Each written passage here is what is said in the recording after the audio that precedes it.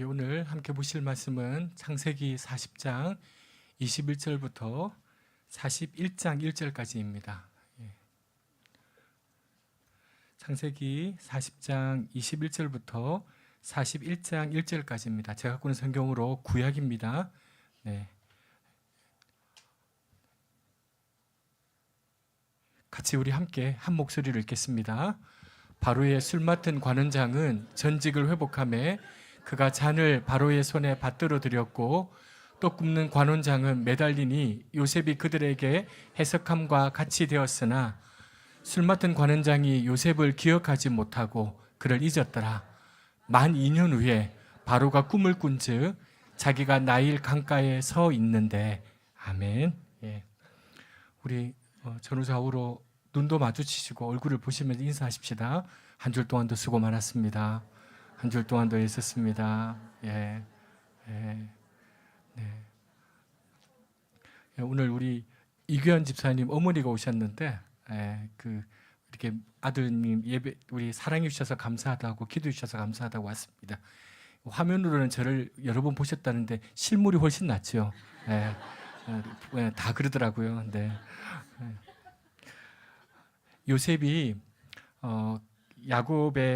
요셉은 야곱이 노년에 그의 사랑하는 아내 라헬에게서 얻은 특별한 아들이었습니다. 그래서 요셉은 다른 형제들보다 더 사랑을 받았고요. 또 그만의 특별한 채색 옷을 입었습니다. 그러나 그 특별히 사랑받고 특별히 대우받았던 그 사실 때문에 요셉은 다른 형제들에게 미움을 받았습니다. 어느 날 요셉은 특별한 꿈을 꾸게 되고요. 부모님과 그 형제들에게 그 꿈 이야기를 해버립니다. 그러나 요셉은 그 꿈 때문에 형제들로부터 더 큰 시기를 받고 결국에는 형제들에 의해서 애굽으로 팔려가는 신세가 되고 맙니다. 요셉은 특별히 사랑받았고 특별히 꿈을 꾸었지만 그 대가는 억울한 노예 생활이가 되어버리고 말았습니다. 요셉의 인생은 이것이 끝이 아니었습니다. 요셉은 애굽 왕 바로의 친위대장이었던 보디발에 의해서 발탁되어서 특별히 총애를 입게 되었습니다. 그 집안의 모든 소유물들을 관장하는 그 가정의 총무가 되었습니다. 그런데 그것도 잠시일 뿐, 요셉은 보디발의 아내가 동침하자고 하는 유혹을 물리쳤는데 오히려 강간 미수범으로 몰려서 억울하게 옥살이를 하게 되었습니다. 그 감옥은 왕의 죄수들을 가두어 놓는 감옥이었습니다. 이렇듯 요셉의 인생은 마치 손바닥을 뒤집듯 엎치락뒤치락하는 그게 반복되는 인생이었습니다. 요셉의 그러한 인생은 오늘 본문에서도 그대로 드러나고 있습니다. 요셉은 비록 감옥이었지만 하나님이 함께 하셔서 그 감옥의 간수장의 은혜를 입어가지고요, 그 감옥 안에 그 죄수들의 전반 사무를 관장하는 일을 맡게 되었습니다. 다소 몸은 좀 편했을지도 모르죠. 그런데 얼마 후에 그 왕궁의 두 관리가 바로 왕에게 범죄했기 때문에 요셉이 갇혀있는 왕의 죄수를 가두어 놓는 감옥으로 오게 됩니다. 그들은 누구였냐면 한 사람은 술 맡은 관원장이고 하나는 떡 맡은 관원장이었다고 성경은 기록합니다. 아마 그 당시에 대단한 위력을 가졌던 사람이었겠죠. 그런데 이 사람들이 직위를 박탈되고 온 게 아니라 아직은 직위를 유지한 채로 감옥에 온 것 같아요. 큰 죄를 지은 건 아닌 것 같고 이 바로 왕을 좀 격분시키는 잘못을 한 것 같아요. 친위대장 보디발은 요셉으로 하여금 이 두 사람을 각별하게 섬기도록 부탁을 합니다.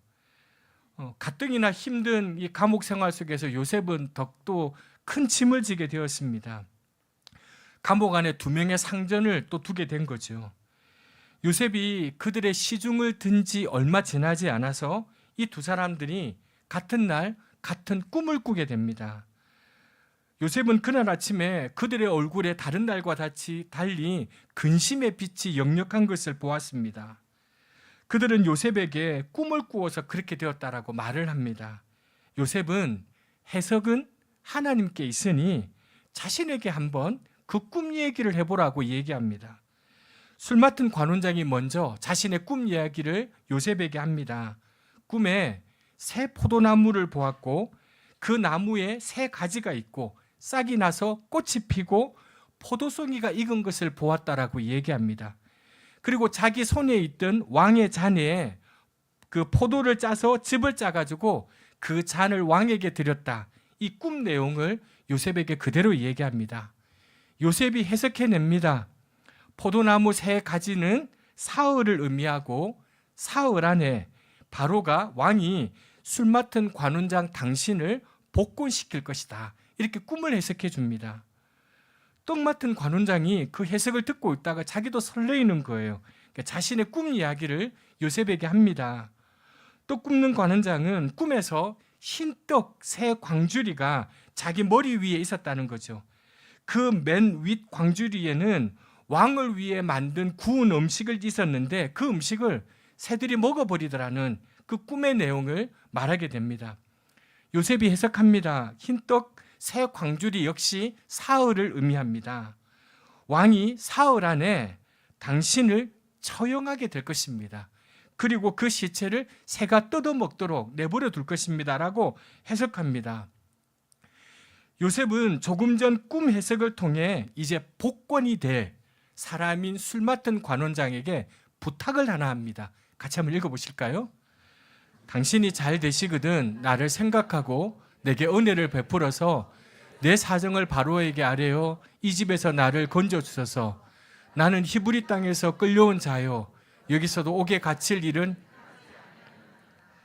꿈이 요셉의 자신의 해석대로 이루어지면 좀 자기를 기억해서 바로 왕에게 선처를 좀 해달라고, 호소해달라고, 이 감옥에서 나를 좀 나가게 해달라고 그렇게 부탁을 합니다.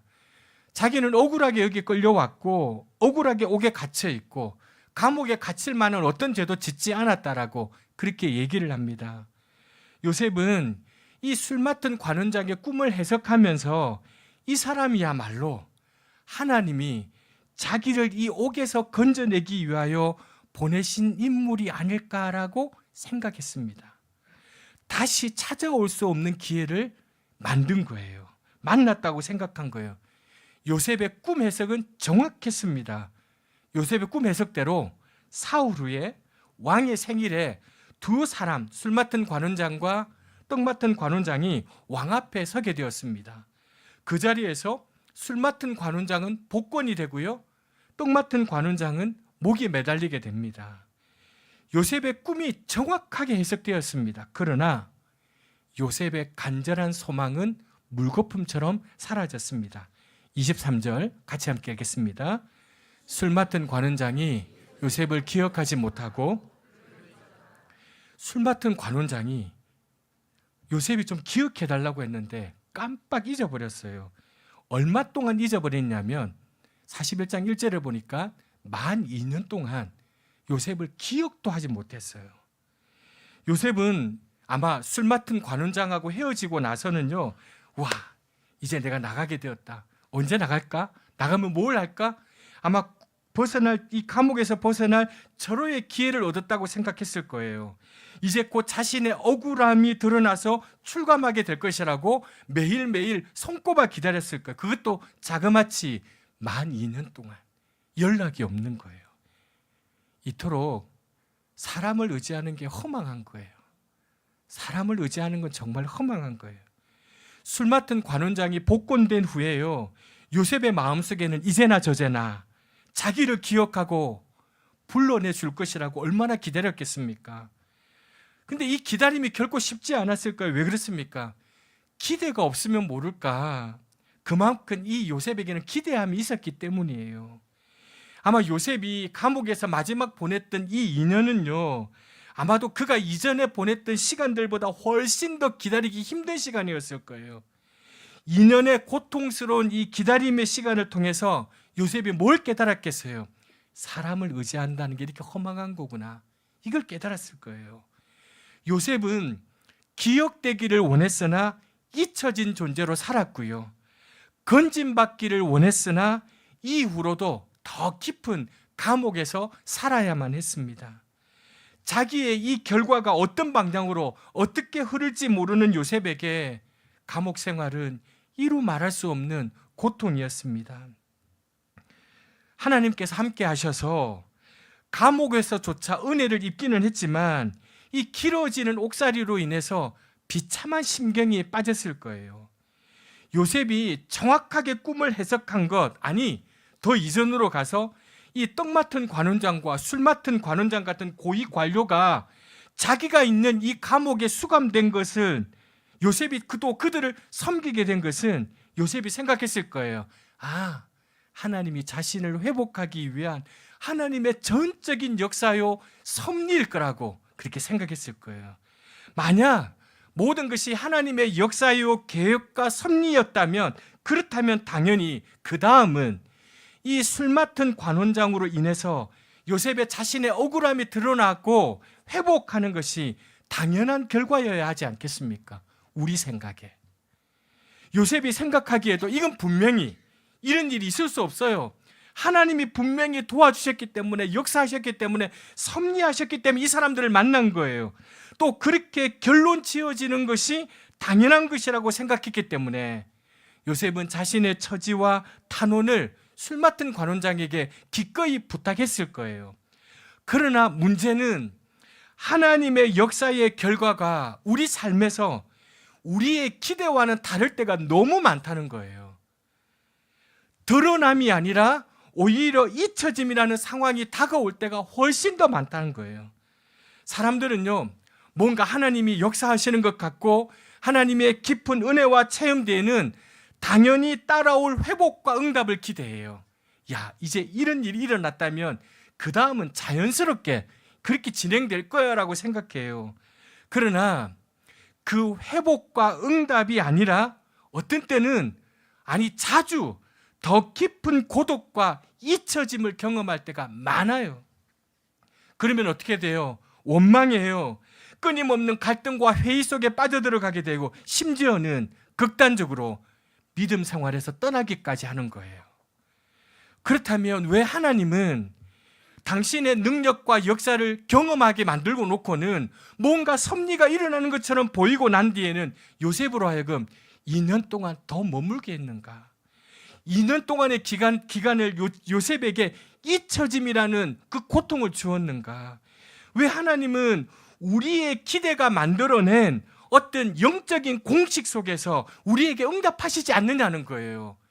이쯤 되면 이렇게 기도하면, 이런 일이 일어나면 이게 이루어져야 돼요. 이게 영적인 공식이에요.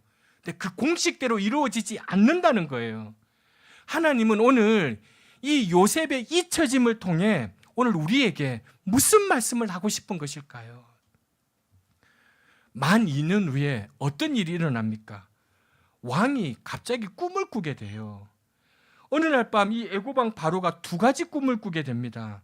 첫 번째 꿈은 나일 강가에서 아름답고 살찐 7의 암소가 강가에서 올라와서 갈대밭에서 유유히 풀을 뜯고 있는데 그 뒤에 흉하고 파리한 다른 7 암소가 나일강에서 올라와서 함께 있다가 그 아름답고 살찐 암소를 잡아먹는 거예요. 바로가 이상해서 깨었다가 다시 잠이 들었는데 2번째 꿈을 꾸게 돼요. 한 줄기에 무성하고 충실한 7 이삭이 나오고 그 뒤에 가늘고 약한, 거기다가 동풍에 마른 7 이삭이 나오는데 뒤에 나온 그 가는 7 이삭이 앞에 있던 무성하고 충실한 7 이삭을 삼키는 꿈을 꾸게 되는 거예요. 아침에 일어나서 간밤에 꾸었던 꿈 때문에 아무래도 이 왕의 마음이 안 좋았던 것 같아요. 그래서 애굽의 점술가들을 불러요. 그리고 이 꿈을 해석할 만한 사람들을 모두 불러 모아요. 근데 그 누구도 이 왕의 꿈을 해석해내지 못하는 거예요. 그리고는 이 긴박했던 상황에 왕의 곁에서 수종을 들던 술 맡은 관원장이 잊혀진 기억을 되살리게 돼요. 같이 읽어보겠습니다. 술 맡은 관원장이 바로에게 말하여 이르되, 내가 오늘, 무슨 말입니까? 왕에게 2년 전의 일을 기억해서 고하게 되고 감옥에 있는 요셉이라는 사람을 소개하게 됩니다. 여러분, 이 구절은요, 술 맡은 관원장이 요셉을 기억했다는 말이 아니에요. 그는 여전히 요셉을 잊고 있었어요. 이 일이 없었으면 여전히 잊어버렸을 거예요. 그러나 지금 여기서 사람에게는 잊혀진 요셉을 여전히 잊지 않고 기억하셨던 분이 계셨다는 거예요. 그분이 하나님이시라는 거예요. 하나님이 바로에게 꿈을 주셨는데 아무도 해석할 수 없는 꿈을 주었어요. 이제 요셉은 드디어 왕 앞에 서게 되었어요.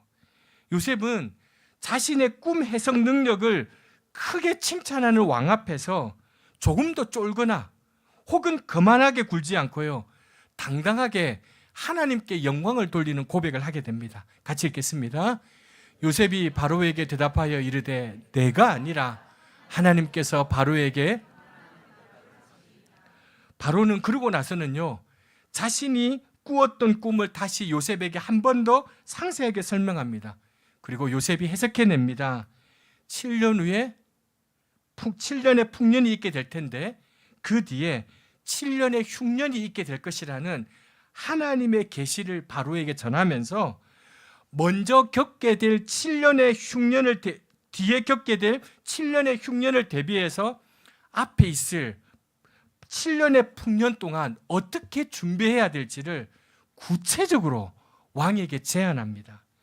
명철하고 이 애굽에서 가장 명철하고 지혜로운 사람을 택하셔서 애굽 땅을 다스리게 하시고요, 7년의 풍년 동안 토지 소산의 5분의 1을 거두어서 7년의 흉년을 대비하라고 그렇게 설명해 줍니다. 바로 왕으로서는요, 이 꿈의 해석과 요셉의 조언을 거절할 이유가 없었던 거예요. 요셉은 그런데 놀랍게도 바로 자기가 말했던 그 지혜롭고 명철한 사람 한 사람을 택하라 했는데 바로 왕이 이 요셉을 택하게 됩니다. 왕이 생각해 볼 때 지금 이 애굽에서 요셉보다 더 명철하고 지혜로운 사람을 찾을 수가 없는 거예요. 그렇다면 제가 조금 전에 드렸던 질문을 답을 한번 찾아가 보십시다. 왜 하나님은 당신의 능력과 역사를 경험했던, 기대하게 만들었던 요셉으로 하여금 2년 동안 잊혀짐의 시간을 가지게 하셨는가? 하나님은 이 요셉의 잊혀짐을 통해 오늘 이 말씀을 나누고 있는 저와 여러분에게 뭘 말씀하고 싶으신가? 요셉은 만 2년 그 시간 그 장소에서 영원히 잊혀진 존재로 있지 않았다는 사실이에요. 요셉은 결코 2년 동안 버려지지 않았다는 거예요. 다른 사람은 몰라도 하나님 한 분만큼은 요셉의 그 고통의 시간을 단련의 시간으로 삼아 때가 오기를 지켜보고 계셨기 때문이라는 거예요. 요셉은 그 시간 그곳에서 고통을 견뎌내고 인내를 체득하고 있었어요. 동시에 오직 하나님의 약속과 말씀만을 의지하는 말씀의 사람으로 준비되고 있었어요. 장차 다가올 이 애굽과 팔레스타인에 닥칠 큰 재앙에서 이 많은 사람들을 죽지 않고 건져낼 하나님의 도구로 훈련받고 있었다는 거예요. 하나님의 시간은 한치의 오차도 없이 진행되고 있었고 하나님의 방법은 때가 이르도록 무르익고 있었다는 거예요. 오늘 우리가 꼭 기억해야 될 한 가지는 요셉은 세상의 시간 속에 존재하는 사람이 아니라 하나님의 시간 속에 존재하는 사람이었어요. 그게 그리스도인이에요. 요셉은 절대적인 하나님의 시간 속에서 살아가는 존재로 부름받았어요. 그것이 요셉의 전생애를 통해 나타내고 싶으신, 그리고 오늘 이 말씀을 대하는 저와 여러분에게 주시는 하나님의 마음이에요. 그 하나님의 절대적인 시간 속에서 요셉은 훈련되어지고 다듬어지고 결국 이 역사 속에서 하나님의 섭리를 이루는 온전한 통로로 쓰임받게 된 거예요. 어쩌면 요셉의 전 인생의 여정에서 오늘 본문의 시간, 이 만 2년의 시간은 짧은 시간이에요. 아주 짧은 시간이에요. 요셉이 만약에 믿음의 시선, 즉 하나님의 시간을 인식하는 영적인 감각을 잃어버렸다면 그 2년은요 그냥 지나가는 여정이 아니라 요셉의 인생의 결론이 되었을 거예요. 요셉의 인생의 결과가 되었을 거예요. 우리 줄 중에요, 이 세상의 사람들 중에 여러분, 얼마나 많은 사람들이 그 찰나의 시간, 순간 때문에 자신의 인생이 결론되어지는, 자신의 인생이 그것으로 막 내리는 사람들이 얼마나 많이 있는 줄 몰라요. 요셉도 충분히 그럴 수 있었어요.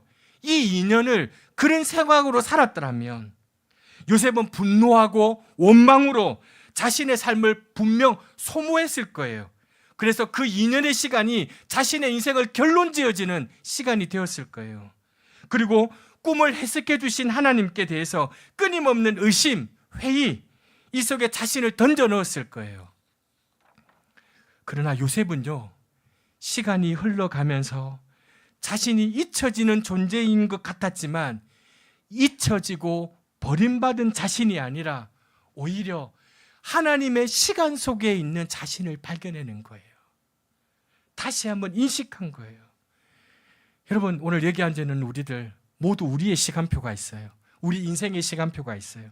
우리는 다 그 인생의 시간표를 만드는 일을 즐겨해요.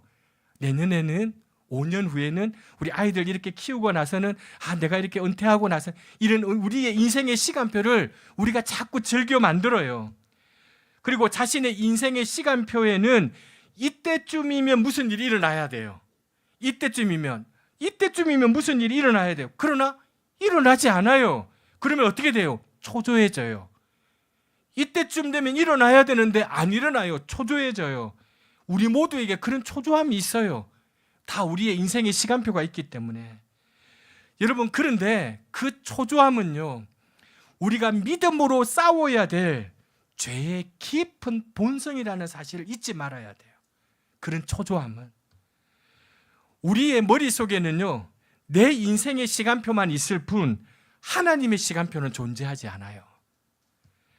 하나님은요, 시간의 주인이세요. 그래서 하나님은 이 시간을 이용해서 우리를 훈련시키고 우리를 가르치세요. 이 시간이 너무 중요해요.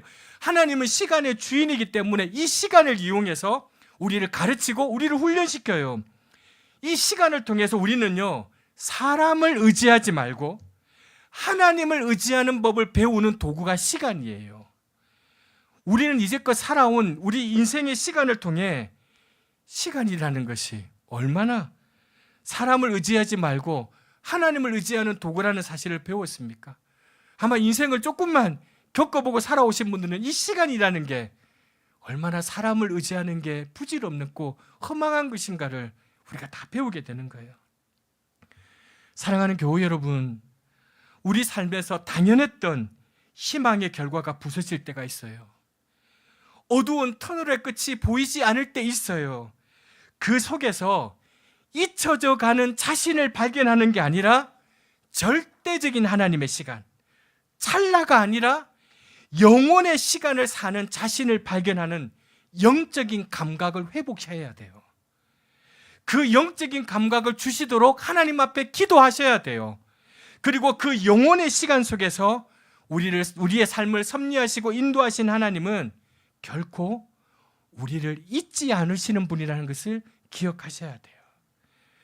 그리스도인에게는 잊혀짐이라는 처벌은 있을 수 없어요. 우리 하나님께는 우리 그리스도인들이 잊혀진다는 처벌은 있을 수가 없어요. 혹여 사람들은 그의 이름과 얼굴을 기억하지 못할 때가 있어요. 제가 단톡방에서 소개해드렸던 이 치매를 앓고 있는 아버지와 동행해서 담은 죽을 때까지 유쾌하게는 이 책, 슬프기도 하고 담담하기도 한 책이에요. 사랑하는 딸이 그 아버지가 잊혀져가는 그 순간을, 자기들을 기억하지 못하고 잊혀져가는 순간을 보면서요, 이 딸이 충격받은 것은 그 아버지가 그렇게 사랑했던 아들의 이름을 모르고 자기는 기억하는데 아들이 누구냐고, 저 사람 누구냐고 라고 말할 때 그 괴로운 거예요. 너무 아픈 거예요. 사람들은요, 심지어 부모는요, 자식의 얼굴을 기억하고 기억하지도 못하고 얼굴을 기억하지 못할지라도 중요한 것은요, 하나님은 결코 사랑하는 자녀들의 얼굴과 이름을 잊지 않으세요. 사람은 잊어버려도 하나님은 결코 우리를 잊어버리지 않으세요.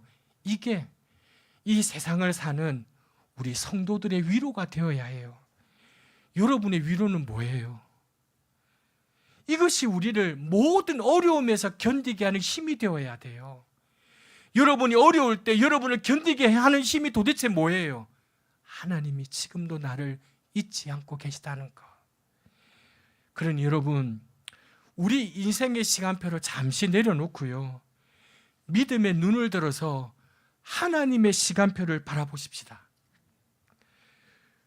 여러분의 자녀들을 향한, 여러분의 남편과 여러분의 아내를 향한 자신의 시간표를 좀 잠시 내려놓고요, 믿음의 눈을 들어서 그들을 향한 하나님의 시간표를 한번 바라보십시다. 우리의 고통 가운데, 우리의 고난 가운데 하나님께서 우리를 기억하고 계시다는 사실을 잊지 마십시다. 기도하고 우리의 고통이 사라지지 않는다고 해서 하나님께서 우리를 잊으시는 것이 결코 아니라는 사실, 그것이 고난과 환난을 이기는 그리스도인의 진정한 비결이에요. 우리는 그 고통을 통해서 조금 더 성숙해져 갈 것이고 소망을 하나님께만 두는 그리스도인이 되어 갈 것이에요. 우리 삶에 고통과 환난으로 앞이 보이지 않을 때, 그때 꼭 기억하실 것은 하나님께서 우리를 잊지 않고 기억하신다는 사실, 하나님께서 나를 기억하신다는 사실이 지금 내가 인내하는 이유가 되어야 돼요. 하나님이 지금도 나를 기억하신다는 사실이 우리의 소망의 이유가 되고 근거가 되어야 돼요. 누군가 여러분에게 어떻게 그렇게 참을 수 있어? 당신에게는 무슨 소망이 있어요? 라고 말할 때 하나님이 나를 기억하고 계셔. 하나님이 나를 잊지 않고 계셔. 이것이 우리의 인내의 이유, 소망의 동기가 되어야 돼요. 우리가 힘겨운 삶을 버텨낼 수 있는 이 힘은 바로 이 기억을 회복하는 데 있어요. 생각해보면 힘겹지 않는 삶은 없어요. 그 시기는 없었어요. 어느 때든지 고뇌가 있었어요. 좌절과 아픔 없이 지나간 때 없었어요. 하지만 돌이켜 생각해보면 그 안에도 아름다움이 있었고요, 위로가 있었고 그 시간 속에도 즐거움이 있었어요. 믿음의 눈으로 돌이켜보면요, 와, 하나님의 사랑이 나를 꽉 붙들고 있었구나. 그때도 하나님의 사랑이 나를 꽉 붙들고 있었구나 깨닫게 돼요. 행복한 날도 지나가지만 고통의 날도 지나갑니다. 하지만 그 지나가는 날들 속에서 변치 않는 것은 우리를 향하신 하나님의 깊은 사랑뿐입니다. 여러분, 사람 변하지 않던가요? 사람 다 변하던데요. 사람 변해요, 여러분. 그러나 우리를 향하신 하나님의 깊은 그 사랑을 기억해내는 순간 이 고통은 나 홀로 견뎌내야 되는 것이 아님을 깨닫게 돼요. 정도의 차이는 있지만 고통 없는 인생 없어요. 고통과 슬픔과 실패는 삶의 과정 중에 늘 반갑지 않는 손님으로 우리에게 와요. 그러기에 이 고통과 슬픔과 실패를 어떻게 다룰 것인가를 배우는 일이 너무 중요해요. 신앙은요, 고통 없는 삶을 약속하지 않아요.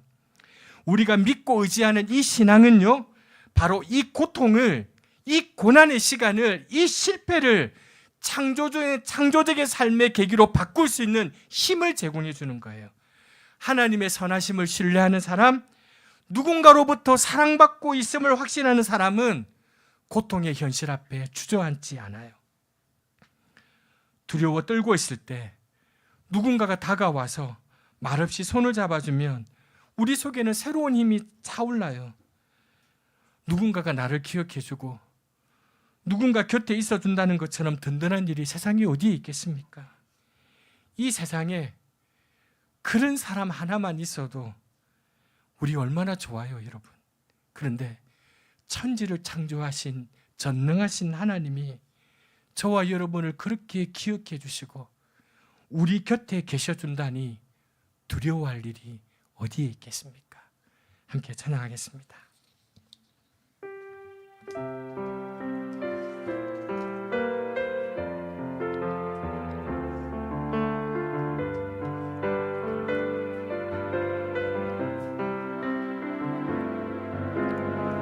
하나님 한 번도 나를 실망시킨 적 없으시고 언제나 공평과 은혜로 나를 지키셨네. 지나온 모든 세월들 돌아보아도 지나온 모든 세월들 돌아보아도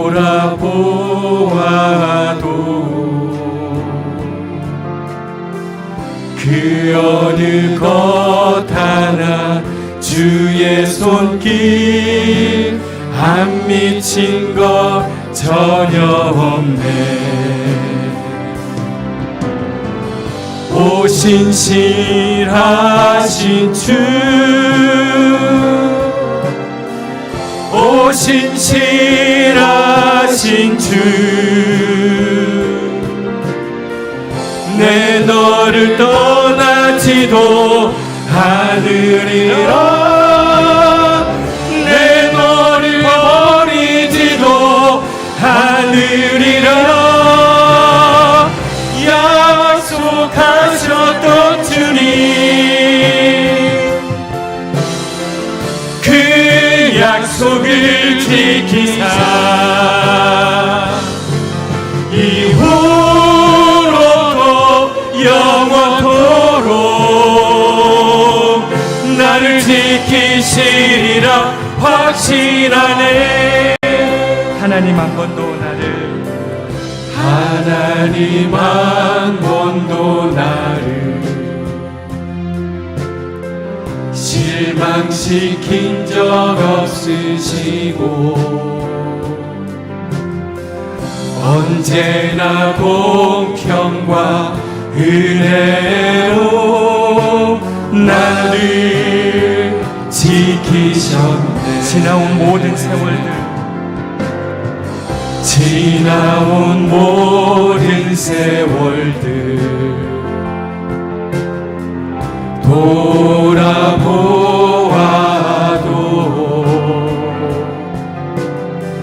그 어느 것 하나 주의 손길 안 미친 것 전혀. 사랑하는 여러분, 우리 신실하신 하나님을 바라보시면서 오 신실하신 주, 오 신실하신 주, 그렇습니다. 내 너를 떠나지도 않으리라. 내 너를 버리지도 않으리라. 약속하셨던 주님, 그 약속을 지키사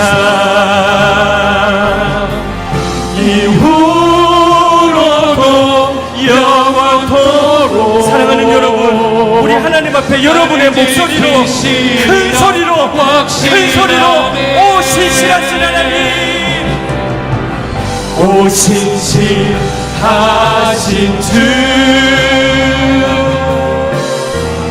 오 신실하신 주, 내 너를 떠나지도 않으리라. 내 너를 버리지도 않으리라. 약속하셨던 주님, 그 약속을 지키사 이후로도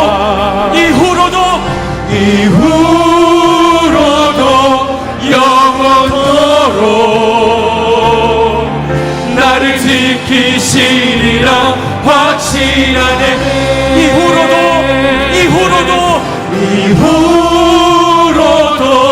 영원토록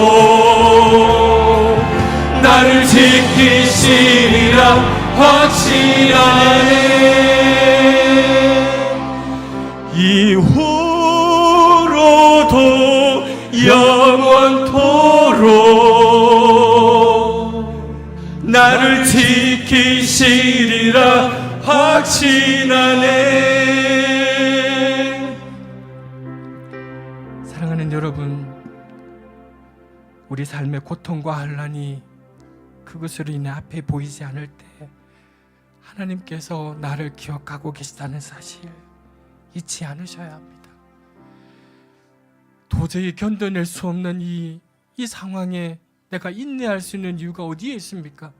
내일이면 괜찮아지겠지, 며칠 있으면 풀리겠지, 이게 우리의 인내의 이유입니까?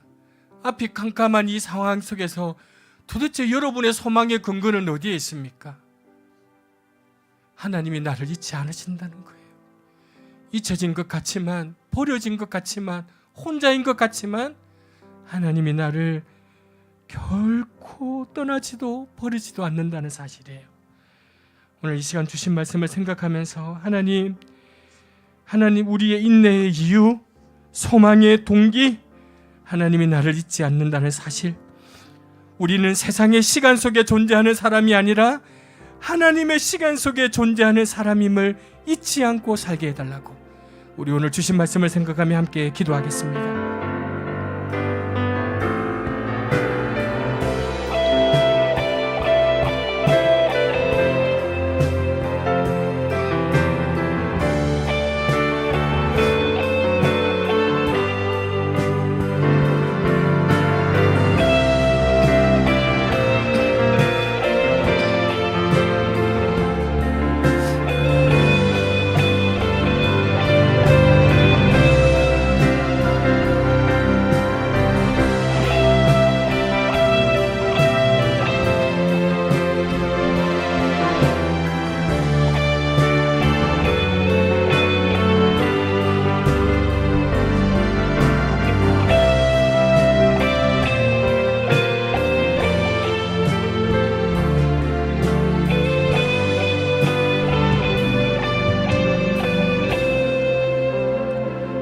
하나님 아버지, 우리 삶에 고통과 환난으로 앞이 보이지 않을 때 그때 하나님께서 우리를 기억하신다는 그것을 잊지 않게 하여 주옵소서. 하나님, 우리는 사랑하는 우리 자녀들의 이름을, 아내의 이름을, 부모의 이름을 잊지 않고 기억하고 싶지만 하나님, 우리는 잊어버릴 것입니다. 아이의 이름도 잃어버릴 것이고 아내의 이름도 잊어버릴 날이 올 것입니다. 부모님도 기억하지 못할 날이 올 것입니다.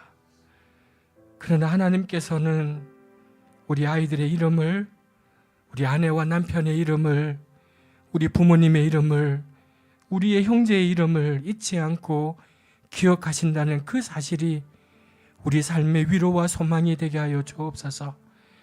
하나님께서 지금도 나를 잊지 않고 계시다는 그 사실이 오늘 내가 인내해야 하는 이유, 오늘 내가 소망의 동기를 가지는 이유 될 수 있게 인도하여 주옵소서. 오늘 우리의 삶이 하나님의 영원한 시간 속에서 주어진 삶인 것을 감각하게 하시고, 어려울 때나 평안할 때나 그것이 하나님의 절대적인 시간 속의 한 점인 것을 알고 믿음과 소망의 끈을 놓치지 않고 찬송하며 하나님의 시간 속에 존재하는 우리의 인생길을 걸어갈 수 있도록 축복하여 주옵소서. 예수님의 이름으로 기도합니다. 아멘.